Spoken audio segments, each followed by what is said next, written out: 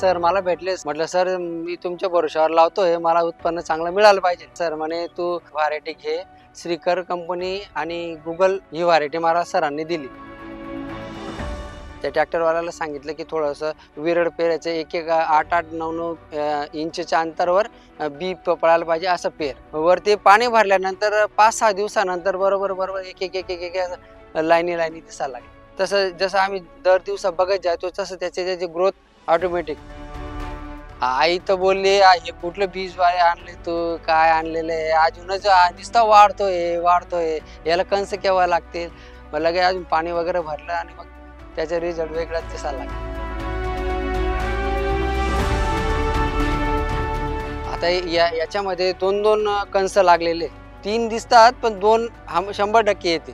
आणि 18 राऊंड आहे याला आणि 41 ते 42 दाणं भरलेले. याची गिट्टी पण छोटी आहे आणि लांब लचक दाणा, कॅप्सूल दाणा याचा.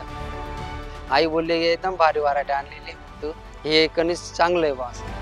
पत्ता पण एकदम मोठा आहे याचा आणि एकदम हिरवागार वाटतोय असा. रोग प्रतिकार शक्ती पण चांगली त्याची. आणि त्याचा जो तोटा आहे तो ऊसासारखा वाटतो डायरेक्ट. 2 बॅगा लावलेले आहे मी, तर हे दोघांचे उत्पन्न मला 50 ते 60 क्विंटल यायला पाहिजे.